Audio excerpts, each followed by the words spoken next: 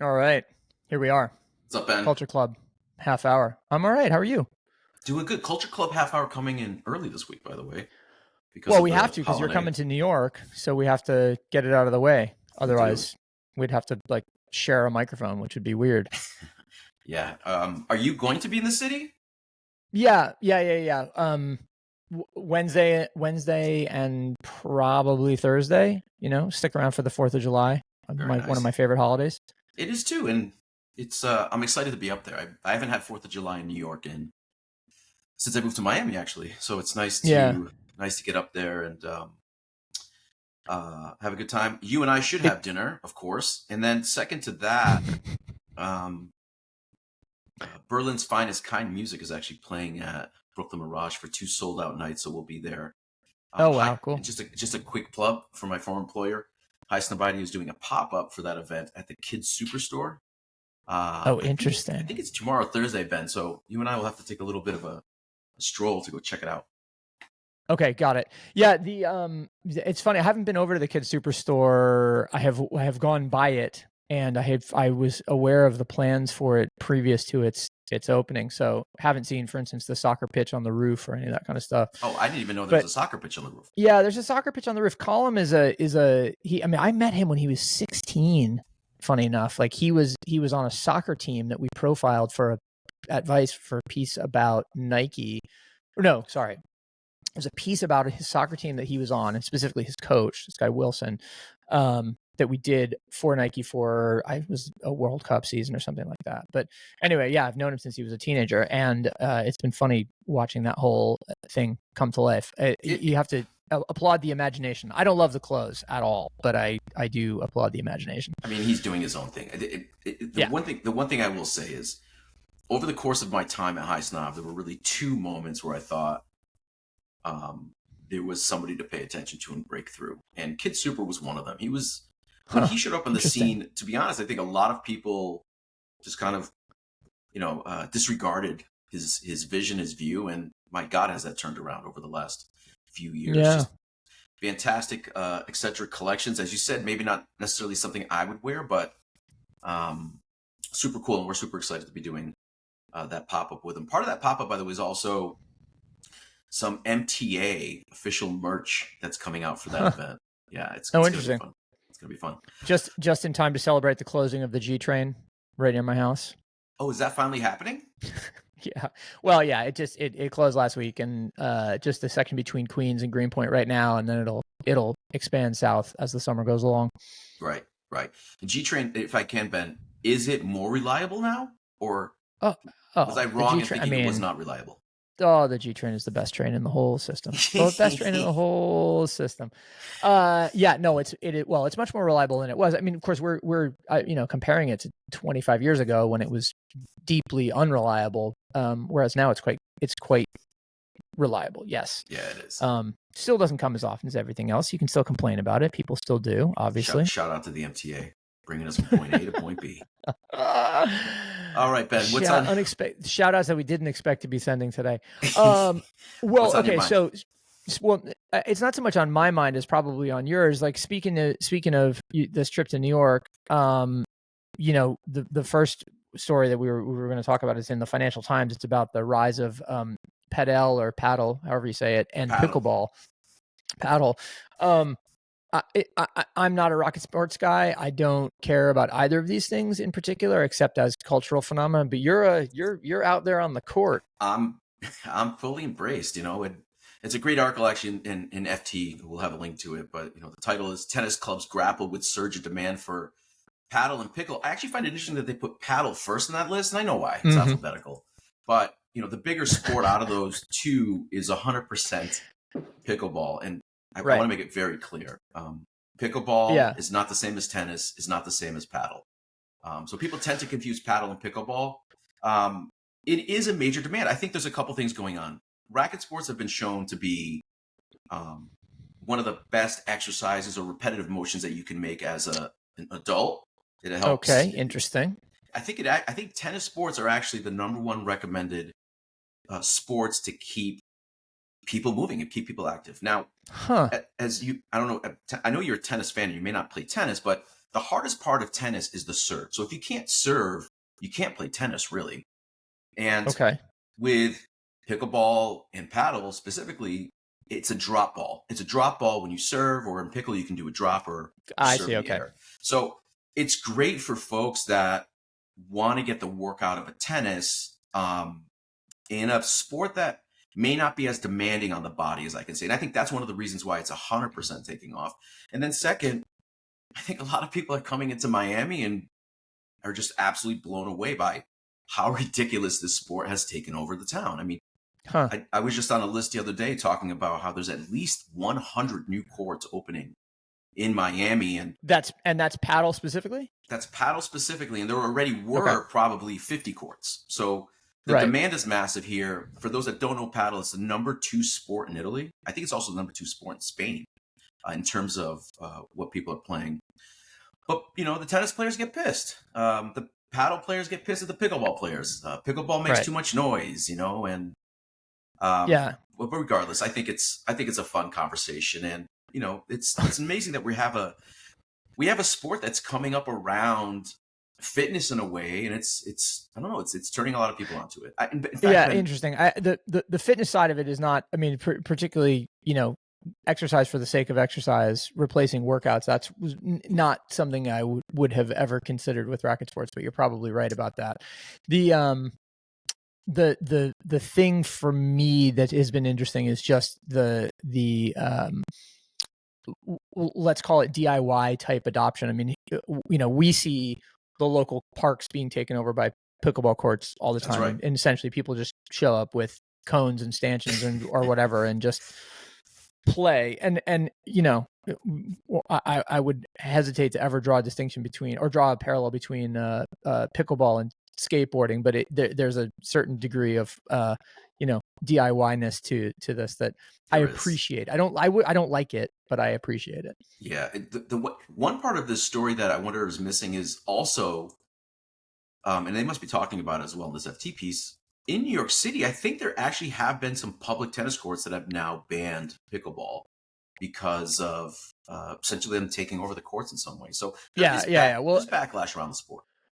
I mean, look, I again, not a racket sports guy, so I can't say from personal experience, but I understand that tennis courts are hard to book, generally speaking. Pandemic, huge spike in popularity, and so it makes sense that people who are competing for a scarce resource would be annoyed by those who are jeopardizing their access to it. Well, and just to spend one more minute on this topic, the problem with pickleball is that it actually does full frontal attack on tennis because it requires you, in many cases, to convert a tennis court, which has happened in many communities. They'll convert, because one tennis court is equal to 3 pickleball courts, essentially. Right? Okay, got it. So, and then on the other side of it, and by the way, it's essentially a free game, right? Tennis is, if you're in public parks, you get free courts, certainly, but paddle certainly is not. In New York City, I think I'm paying $65 to $70 for 90 minutes, and that's, by the way, it's a doubles game, just like pickleball, and everyone's paying that sport. So the barrier of entry in paddle is much, much higher. And quite frankly, even the tennis, it's probably categorically more aligned with, say, squash in that sense. But regardless, it's a great sport. I'm happy to have anybody play a racket sport. You're just going to Jeff Carvalho and the games of the upper crust. You're just going to live longer. I like it. Well, hey, speaking of living longer, just to pivot a little bit, one of the stories that I looked at this week that I thought was interesting was this one in BOF about the stores defining a new era of multi-brand retail, and then as a corollary to that, a story in GQ from March actually, but that popped back up this week in my feed, which is about the reopening of LNCC. Are they really coming back? It has come back. No, it has come back, and funny enough, I mean, I think LNCC, if I'm not mistaken, is like Late Night Culture Club or something to that effect. Mm-hmm. Sort of our spiritual cousins. They took our name. But I just I was listening today to Scott Galloway talk about Jian and the way that it is growing and taking over, and it's going to go public in London and all of this sort of stuff. And I think it would be easy to look at that and think, how does anybody who isn't hyperscale, hyper responsive compete? And yet there are lots of examples, LNCC being one, but also these stories in the BOF article about multi-brand retailers, finding a new way and carving a new lane. So anyway, I wanted to bring that one up because I think it's a great one. I got a question for you. How many multi-brand retailers can you think of in New York that are not big boxes? There's very few, right? Yeah, for sure. To sort of name them off the top of my head, I think of you don't have next. To, but there are some, right? I think CMCH for sure. is still around and plenty of others. But that's right. CHCM, Colbo, Next, right, they're still et cetera, yeah. And but there has been a demise a little bit of the local multi-brand. We certainly have seen, every city's got plenty of flagships, but being able to go and touch a variety of brands. I mean, even in Miami, there's probably only 3 places: Webster, Patron of the New, and a couple others. But we came from a time where there were a lot more multi-brand stores. There were a lot more stores that were pulling in a variety of looks. I'm wondering if part of it, now that we think about clothing sort of as being part of a larger lifestyle, if the clothing and style aspect isn't going to show up more within the home interior space, right? So think of it this way. What do you mean by that? Yeah. There are brands that have apparel. There are apparel brands that have apparel brands. And many of them also launch interior home lines or furniture collections, as an example. Yep. And and again, just a thought. I'm wondering if it's going to go the other way. Is the influence in the multi-brand more than ever not necessarily about apparel? Well, look, everything wants to be everything, not to oversimplify it or make it sort of too abstruse. But it's like, if you have a furniture store, you deal with textiles, you can make a cut and sew collection and merchandise it in the stores with your sofas. It's not to say that you should, but you could. And I think we're discovering all of these brands experiment in that way, partially because they want the full customer relationship through the line, but also because it's a way for them to drive earned media. It's a way for them to, create differentiation with other direct competitors in their sector. So it makes sense that all this stuff happens. It's just, as with everything, it's a question of the setting the equilibrium so that it makes sense as opposed to distracts or dilutes. Right. There's a great line in here from designer Michelle Oakes, who's creative director at Hervé Leger, and she mentions how everything is starting to look the same, and I think that is true. That's the problem with not having a diverse set of shops to be able to go against. Listen, we know you can go online. You certainly can go find whatever you want online, but there has to be something on the ground, in my opinion. It cannot simply go away. We need to be able to try on, and certainly we need a place for discovery. And the truth is, it happens on the streets, or it happens through your friends, right? Well, look, it's as with anything, these stories get driven by the people identifying them and writing them, and I think the life stage changes that those people are in. It's like my kids who are teenagers are starting to spend their own money on stuff.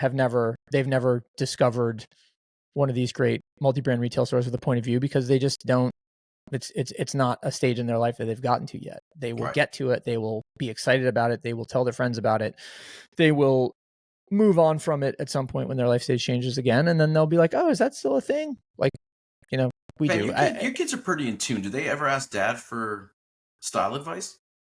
My son does. My daughter doesn't. They both borrow things from me, or sort of steal things from me. Steal's the right word. Well, no, sometimes they borrow it, sometimes they steal. But either way, no. But I wouldn't say my daughter ever asks advice. My son sometimes does. Right. He's a smart kid. That's why.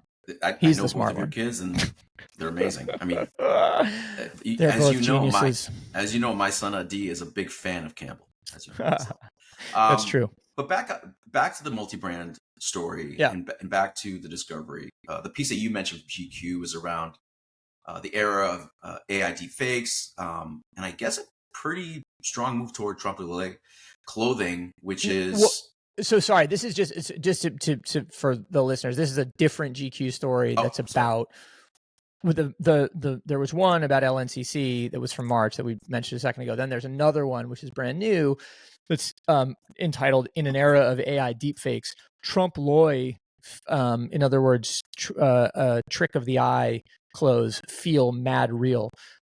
I just like this headline. I thought that was pretty funny. But beyond that, it calls into question, like, what do we perceive as real? What do we attach sort of quote unquote real significance to? Right.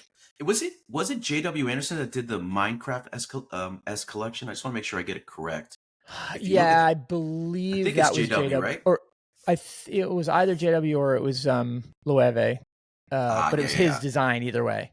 It was his design either way. Yeah, you're right. I think it's the being able to have that trick of the eye with the clothing, right? And that's when you may see, I don't know, maybe you see a button down Oxford shirt that's actually printed onto another shirt. It has a visual effect, or right. Essentially it's printing on prints in some way. I don't know. Well, I mean, it's a way to play with materiality, right? The famous example is the Bottega Veneta blue jeans that were made of leather that Kate Moth walked in a couple of seasons ago. The Rag and Bone, the huge selling, apparently everyone has them. Rag and Bone, or every woman of a certain ilk has them. Denim printed sweatpants. The not to be confused with jeggings, by the way. Not to be confused with jeggings. God forbid we confuse anything with jeggings. But the all of those things, and then I think if you go back to Gautier as being maybe one of the first people to do this, there were printings on jeans of male, like naked male legs and groinal zones. Groinal zones. I don't think I've ever said that before. You're rocking the crotch out. They're rocking the crotch out printed on top of the jeans, and so you have that sort of Trump lie effect. But in any case, and then the other one that's headlined here is ASAP Rocky jogging in sweatpants that are actually made of leather recently. Like the thing that's funny about this is just, for me, generally this moment that we're in across every touch point, which is this a real thing? Is this just, is it a troll? Is it just an image? Is it, are things as they appear? And it causes us to question everythh, right? At a moment when our trusted media is at its all-time low, when our just general sort of sense of where real begins or real ends and imaginary begins. Where that line is clearly super blurred today. I mean, there's already research that's stated that young consumers today, especially Gen Alpha and Gen Z, the line between what is real and what is not necessarily the question that they're asking, right? They're almost willing to take advice from more than ever robots. I don't know, like I think of little Michaela on Instagram as a virtual influencer, but the line is blurred. I haven't thought of little Michaela in a while. Is little Michaela still rocking? Trevor and the gang still rocking with little Michaela? So Broad was sold to Dapper Labs, and I think it's under there. Yep. And Trevor McFreddy's, who is the genius behind it, I mean, he's a genius behind a lot of things. Funny enough, he's actually on tour right now with his new band Soft, which is really? Yeah, I want to say it's kind of like, I don't want to call it speed garage, but it's very lightweight techno beats at about 140 rather than say 130, and it's this new sound that all the kids are into. So he's doing really well. He's Trevor is a multi-talented guy, and shout out to him. Well, and a great dude as well. Yeah, but I think back to this question between reality and what's not, I think it's kind of cool. I mean, there's irony as to why you would wear sweatpants that were actually leather jeans, or rather leather pants. I don't know. I think my fear is that we begin to overuse this, just like everything else, right? Once something becomes super hot, it just keeps going. And let's play it cool on this one. And you're right. I think some of those earlier examples were super. The other one I think about too is a young artist in New York named, I think his handle is Please Look at My AS, AS. And he's Okay. doing these T-shirts. His whole thing is printing like around like an ass onto the bottom of a T-shirt, so it actually falls over Okay, your sure. ass in that sense. Yeah. Um, so yeah, I mean, look, it's if it becomes a plane for people to explore creativity and do something new, let's go for it. Yeah.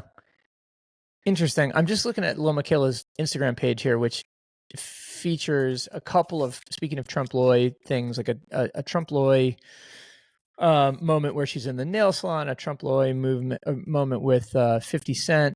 But then it also, the first post is just a review of Vogue World that she doesn't appear in, Right, but she was which is there. sort of interesting. It's you know, it's like we've gone beyond the notion of this uh robot, as she calls herself, appearing in her own content, and instead she's sort of becoming an editorial voice, which is part of the concern, of course, around AI generally speaking, right? It's like, are we letting the robots, comment and lead our It, editorial opinions on things? I'm looking at the um post from June 5th. She was at Glenn Jam's book opening, I think, or photo gallery opening in California, and it's yeah. I mean, she clearly wasn't there, but there was somebody there. But the line is blurred. But yeah, I don't think it necessarily matters that much um, to some people. I would assume the younger generation, it may not be as a black and white line as you and I have. Take it. right. But then again, Well, what's different than listening to a little Michaela versus using an AI bot to, I don't know, help you figure out how to do something? I don't know. well, it's funny. It gets to this. This Gary Vaynerchuk story about from CNBC about how advertising is now a meritocracy in the wake of social media. What Gary V is getting at essentially is like when the message reaches the end consumer, it doesn't matter whether it's been created by a robot like Lil Michaela or by an editor with hundreds of years of experience, or by a fancy ad agency, or by a kid who is just talking to camera outside a nightclub in Nashville. Yeah. But the intriguing thing there then is how do we order, or how do we prioritize our review of things so that we can, if nothing else, just not be totally overwhelmed by content and miss the message in favor of the medium. Gary's point in the story is, well, there's two sides to it. Number one, he's talking about how everything's kind of controlled by the same heads. I get it. That's true. In fact, even Amazon owns part of the ad business today. If you go to Google I and mean, look up, doesn't own part of the ad business. It owns a huge chunk of the ad business. sorry, I mean, huge. and probably the most. I mean, it's worth pulling up on that for a second. Probably the most valuable piece, because Amazon is where we go to buy, right? Google is where we go to discover. Maybe OpenAI and ChatGPT and this are places that we go to learn and to collaborate. But Amazon is where we go to buy, and so for advertisers, that's the most valuable space because it's at the bottom. It's the closest to the bottom of the funnel. Right. So for people that are not aware of how the ad business today, right? Google, Facebook, number one, number two, essentially. But if you go to Google and you search up a common, a consumer good, more than likely it's going to be an Amazon link. And because they already own that position, essentially, the argument for advertisers is you might as well advertise on what that first page landing page is. And I think they've had as you said, they've been quite successful in undermining a little bit of Google's business there. Yeah. Well, I'm not just Google, everybody. And in fact, it's come less. I think the share has come less from Google and more from traditional media companies and traditional sort of advertising venues, right? That have always been good at creating awareness, but not good at translating down to the bottom of the funnel to purchase. Do you think that in the same way that if we look at the meritocracy, as Gary says, of social media, is there something to be said as well around the reviews of product? Look at Amazon as an example, right? Many people trust Amazon for product reviews. They even will prioritize, say, verified purchases versus other purchases. It's one of the places that we go to get a review of a product. The Amazon thing is pretty tricky too, because sometimes you'll see like a 5-star item with like 10,000 purchases, and you'll see another 5-star item with only 400. And your mind kind of pulls toward the one that has 5,000 reviews, right? But that may not necessarily mean that that other product is any less great. There is a strong likelihood that one has been optimized by the manufacturer. I mean, look, this is the same as the drop shipping industry. It's the same as the ghost kitchens in the food space, right? It's like there is some white label supplier behind the scenes who is looking at high churn categories, making a bunch of stuff that is not complicated to make, and then selling it at a price by pumping the reviews. I mean, it's the new frontier of marketing, or not even the new frontier, the now frontier of marketing. Right. And the concern about AI, right, is that because all of that stuff is ultimately automated, that AI just as a machine for more, as I've called it before, it creates more and more and more of these things to make it less possible to understand, again, what's real and what's not, and then B, that you just, we become inundated with so much information that choice becomes impossible. It's crazy.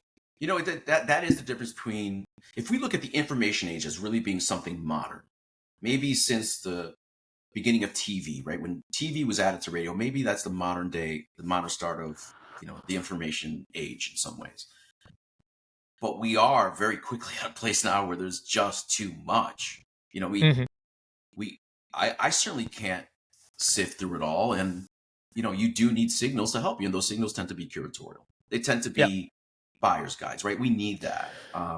Well, it's interesting, right? Like the one of the things that has come up over and over again in conversations that I've had over the past, 6 weeks, 2 months has been around the idea of craft as proof of life, right? The reason that we get closer and closer to valuing things that our hands touch is because it demonstrates to us, like, this was made by a person. Sure, this is imbued with human experience, et cetera, et cetera. And like an interesting example of that, from from a surprising place, I thought, was, did you see that okay, so there is sorry, I'm going to digress for a second. There is a Japanese art called kintsugi, which is about repairing broken pottery with gold, right? With little veins of gold. And the idea is that you make a repair that is visible, and you're celebrating the imperfection of that repair while at the same time restoring the piece to its functional, its initial functional benefit. Oreo did an interesting piece where they sold squeezable Oreo cream so that you could make kintsugi Oreos. That's amazing. Out of it. And I just thought that was really interesting. It's like, I mean, it's kind of an obscure thing for a big CPG brand like Mondelez, Oreo's parent company, to invest in. B, the notion of I don't know what, customizing your food without it being like Benio's or whatever is intriguing. And then beyond that, it's just like we bring through this massive consumer good people back to a kind of craft. I know that was just Ben, but let's be clear. I love it. The white filling in the Oreo is the best part of the Oreo. I mean, it could be any. I disagree. Do you think that chocolate cookie is more effective than the cream? The two outer patties. I'm this the old Oreo patty. Yeah. I'm a cookie guy. As we know from our dear friend Jian and his work with was it Oscar Mayer that he did the work with on the hot dog straw? Am I mistaken? Was it Oscar Mayer? I don't think I'm. Oh, maybe, I don't remember. Is that whole thing was like that was a New York Nico thing originally, but then did it turn into an Oscar Mayer thing? I guess it did. For those that are not aware, I would say at this point it's probably over a year and a half. Our friend Jian DeLeon. It was opening week of the Yankee season in 2022, I think. I think it's 2022. No, sorry, I'm wrong. It was it opening week or was it later? It was 2022. That I do know. It doesn't matter. It was 2022. Jian decided to gut out a Oscar Mayer hot dog and use it as a straw, and it went viral. I remember sitting at a bar in Miami by myself waiting for somebody, and Jian's face is coming onto ESPN, and I'm trying to find somebody to tell this to. I'm like, wait, hold on.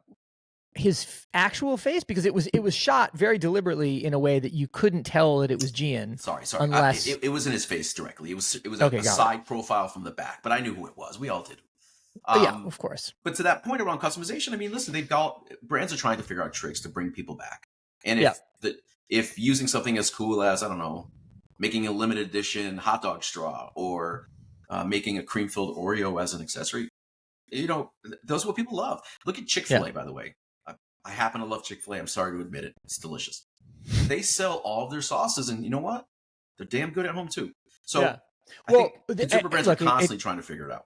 That's right. It comes back to the thing we said earlier about furniture brands making cut and sew. It's everybody has the opportunity now to be everything if they want. So it's just a question of your sort of risk analysis and so on.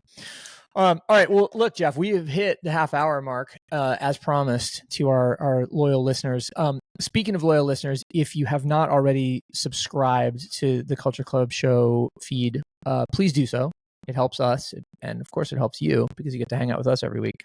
So go ahead and do that. And then, Jeff, I don't know, you're coming to New York tomorrow. We're gonna have stories to tell about that trip next week. So it'll be fun. Couple of things. My boarding pass just arrived from Delta, Ben, so I'm right on time. Second, definitely subscribe. And also, I think, Ben, it's time for us to maybe put something at the front of the show, some little theme music or something. Yeah, I think so. We also have to, we now that we have the support of our indefatigable intern, Elsa Bain, we're going to need to turn these transcripts into maybe some kind of newsletter or website post or something like that. So look out for those too. And folks, if you have any ideas for things we ought to be doing with them, please let us know. Thanks again for listening. Catch us again next week. Happy 4th to those celebrating in the U.S. And Ben, I'll see you tomorrow. All right, Jeff. See you tomorrow. Take care, guys.